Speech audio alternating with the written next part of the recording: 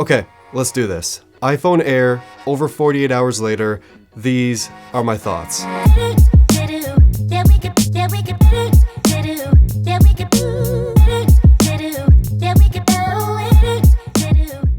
So I've been using this phone for a little over 2 days now as my main device, and this is one of the most interesting iPhones, honestly, ever. It also drops the numerical value. This is no longer the iPhone 17 Air, this is just the iPhone Air. But besides that, the main selling point of this device is by far the design, so let's start there. I mean, just look at this. This phone is insanely thin and also very lightweight as well. It's one of those devices that you have in your pocket and you gotta keep checking your pocket because you don't know if you've lost it. It is so thin, so lightweight, a little bit jarring how thin it is. But despite that, it's very nice to hold and use. Even though there's like this top camera bump thing over here, it doesn't actually add any real weight to the very top of the device. It feels very well balanced and it's nice to hold. And even though it's very thin, it's still easy to pick up off a table and hold, doesn't really slip around in your hands, and it's very comfortable to hold as well. And that's all thanks to the titanium sides. They're glossy, they have a nice kind of stickiness to them where it keeps it in your hand, it's not slipping around, and it's really easy to grab it off a surface, pick it up,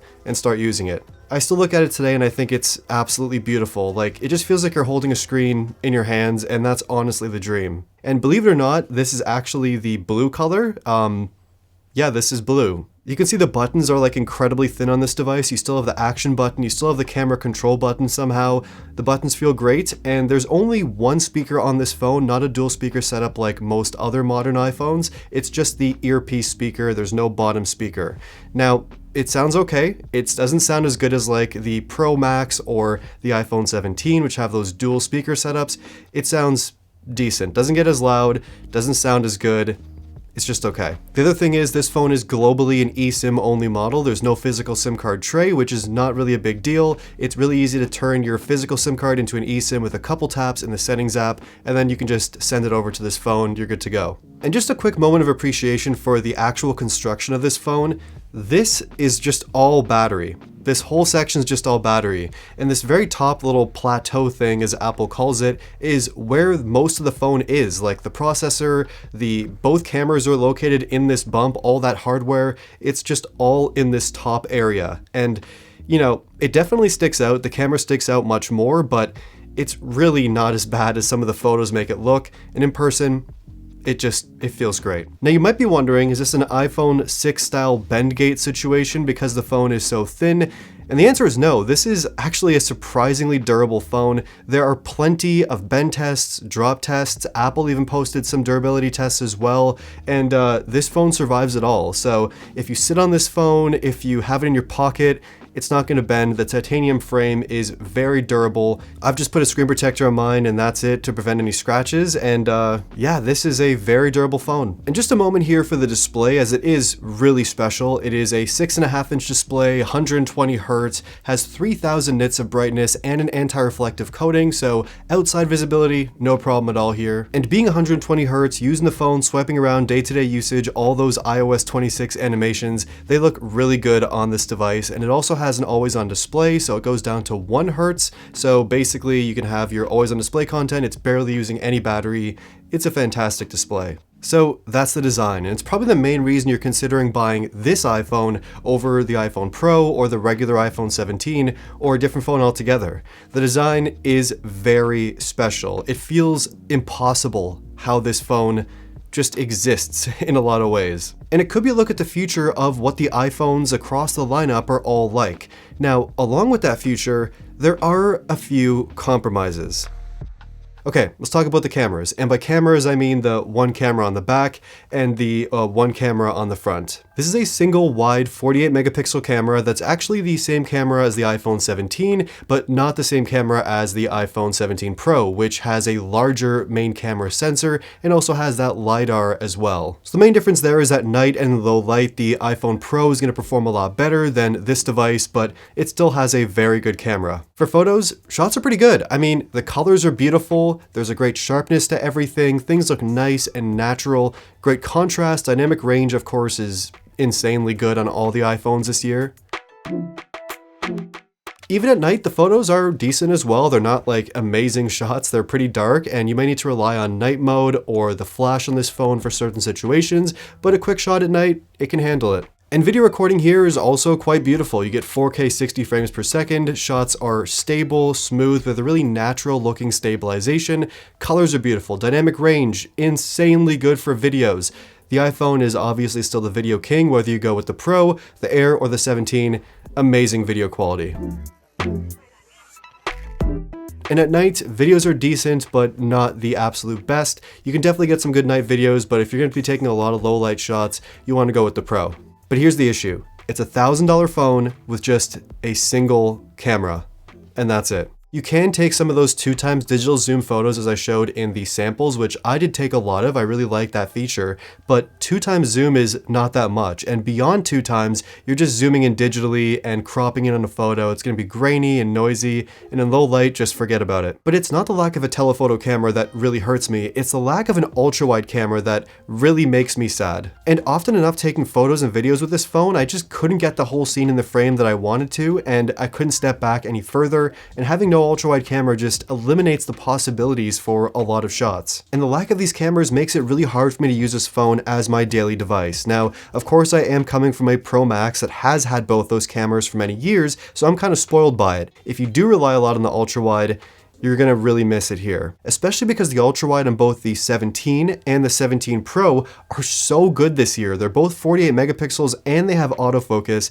so you can get really close to subjects and just take excellent shots. But thankfully, the front-facing camera is excellent on this device. It has a ultra-wide mode, which is really useful, and an even wider mode where you can actually hold the phone vertically but take a horizontal wide selfie, so that's pretty cool. And you can also record a video like that too. It's actually much easier to hold your phone vertically than horizontally when you're taking a selfie video, so it makes things a bit easier there as well. And this is what a video looks like on the front-facing camera of the iPhone Air, and you're also hearing the audio quality as well right now.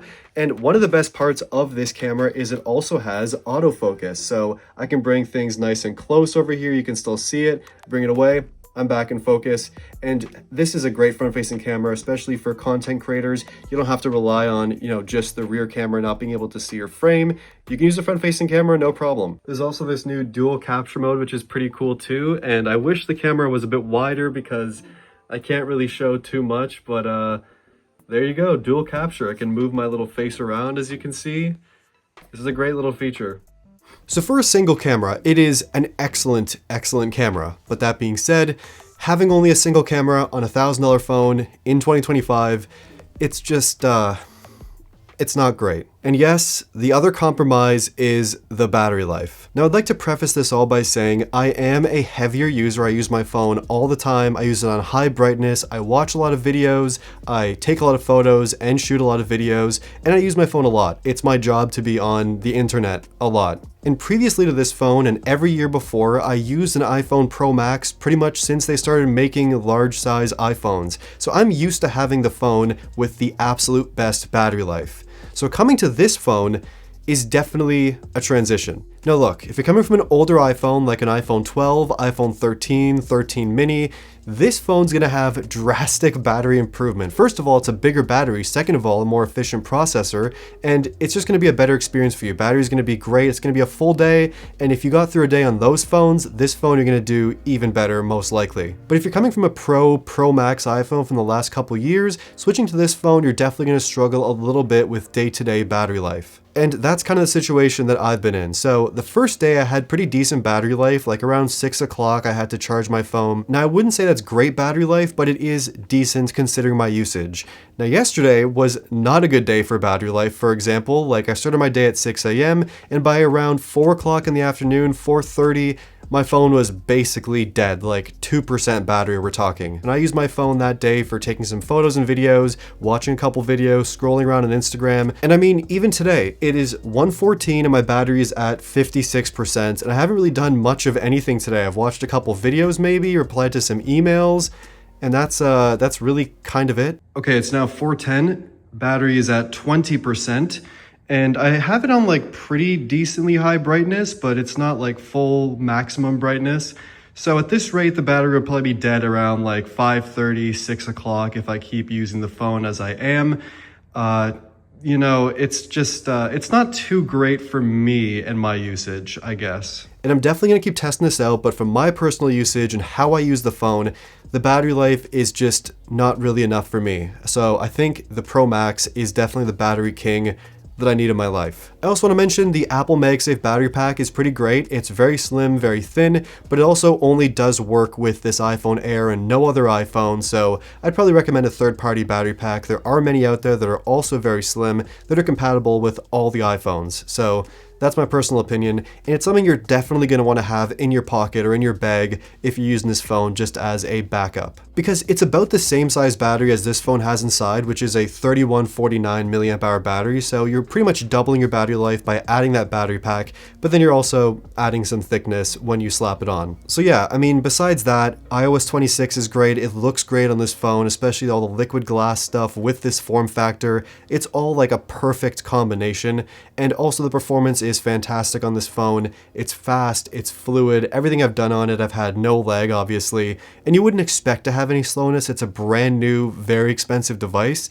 It's gonna be fast. So those are my thoughts on the iPhone Air. The things I like are definitely the design, the thinness, the display. I do like the single camera, but what I don't like is the battery life and that there is only a single camera. Everything else about this phone, it's an iPhone. It's a super thin, beautiful, gorgeous iPhone, but alongside that thinness, there are some compromises. But I also asked all of you if you have any questions about this device, so let's answer some of those right now. How's your viewing experience in Reels or YouTube with only one speaker? The single speaker is good for watching videos or taking phone calls at like a lower volume, but if you have it at the max volume, it gets a bit crackly and a bit distorted and doesn't sound that great. Is the camera annoying? Now I'm guessing this means like, does it rock around on a table when you put it down? And it kind of does a little bit. It's actually not as bad as I expected. And really the photos of this phone make this camera bump look a lot worse than it is. Like in day-to-day usage, it really isn't that bad actually, and you're really not gonna mind it. What type of person is the Air meant for? I mean, it's gonna kind of sound silly, but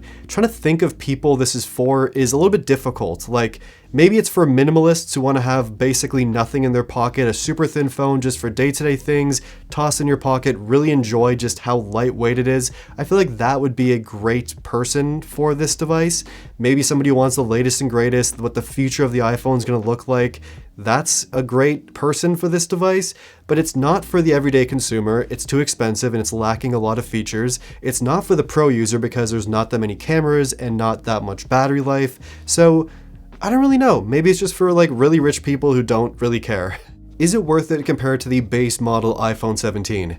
The iPhone 17 is without a doubt the best value iPhone in the lineup this year. It has a bigger battery than this phone, it has an extra camera, it has an old design from last year, but it's not really that big of a deal. It still looks great and feels great to hold.